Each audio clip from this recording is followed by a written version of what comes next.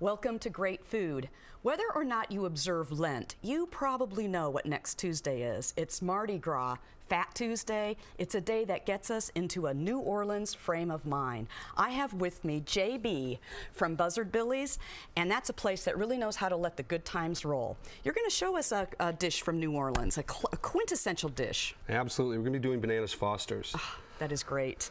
Now, Bananas Foster, I mean, it truly comes, wasn't it made for, I read somewhere that it was made for a guy whose last name was Foster, who went to the same place all the time, and they made it for him. Right. So it's actually, authentic New Orleans restaurant that was designed for a customer there. Right. In the 1950s at Brennan's, they had a patron named Richard Brennan.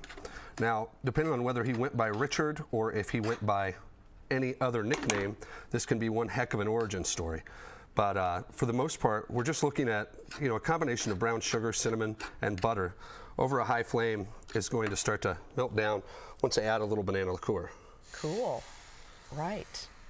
So this is truly something you could make at home. Oh yeah, this is simple. I mean, a lot of this is, is show. When a lot of places like Buzzard Billy's do large portions, we struggle sometimes to get you into the dessert. This dessert is quite an experience. It's something you can do at home, but it's also something that can be done quickly tableside. Oh, you do it tableside? Absolutely. I didn't know that, because last place I saw doing it tableside was Des Moines Golf and Country Club when I worked there. Sure. So I didn't know you brought it out tableside. Yep, that absolutely. Is awesome. Well, then it's like a dinner and a show. Yeah, absolutely. People will make the time certainly at the end to have this done for them. Sometimes even take it to go. That's fantastic. That's great. So some of the things you have on your menu, especially if we're in a New Orleans frame of mind, you've kind of got all the classics: red bean and rice, chicken creole, the bayou platter, shrimp creole. I mean, it kind of goes on and on. Jambalaya. You really do. My favorite thing on your menu is? What's that?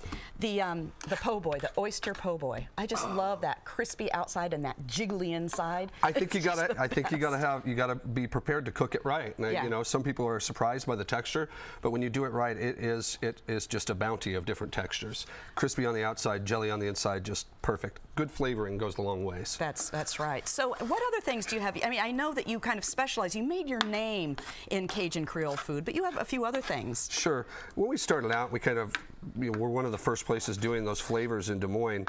We reached a certain foodie crowd, but to move over and serve everyone as well, we've added a lot of American items. So you're going to get your chicken Caesar salad, you'll get your cheeseburger, and that sort of thing. But we like to think of you coming in having crawfish etouffee with us.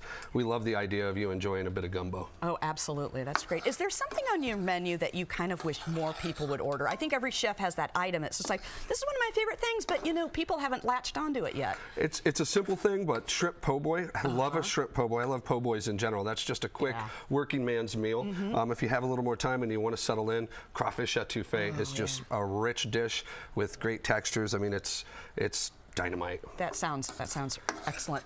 Now, Buzzard Billy's came from Waco, Texas, and I know that because I was in Waco. It was in the 90s, and we were looking for a good place to eat, and at that time that was kind of hard to find in Waco. But we landed in a Buzzard Billy's, and I was like, this place is awesome. And then I heard it was coming from coming to Des Moines. So what's the Waco Des Moines connection? How did that happen? The patriarchs of the company started off working in the oil fields down in Texas, and there's also a fairly famous engineering firm that has an office there.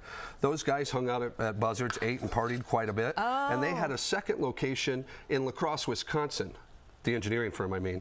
At that location, there was nothing like it. So the guys went up there, looked it over, expanded it there, and that location employed a new kitchen member who happened to be from a little town called Des Moines, Iowa. Oh my. And he said there was nothing like this in Des Moines, Iowa. So they moved to Des Moines, Iowa. And who was that kitchen member?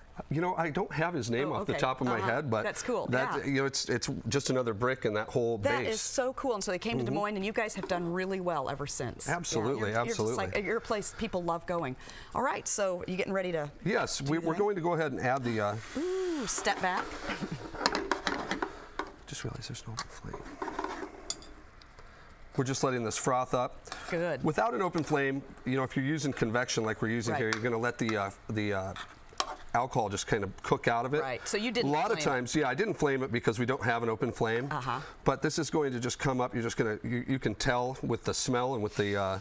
You see that? You can smell the alcohol coming up out of it. Absolutely. You're going to be moving on to getting some ice cream in a bowl. You can put as much ice cream as you want. We usually do 2 large scoops. So this is definitely something you could share. It's one of those. Oh man! If there's more people, add more ice cream.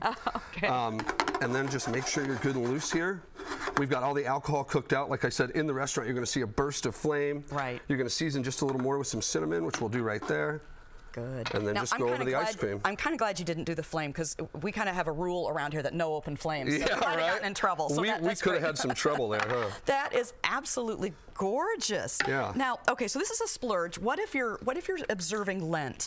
It looks like you brought in something that you can go to Buzzard Billy's, still have a good time, but still observe Lent. Obviously, we have to avoid meat, but you don't have to stay clear of the sea, and you don't just have to have pollock. Pollock can be a little boring, so try out shellfish. There you go. We offer crayfish, rather crawfish, as some people put it, shrimp. All those things tossed with tomatoes, celery, onions, bell peppers, the trinity, as it were, a variety of seasonings. It doesn't have to be boring to be meatless. There you go, exactly, and that looks fantastic. Well, thanks so much for coming in. This looks amazing. Thank you. We'll see you soon. Absolutely.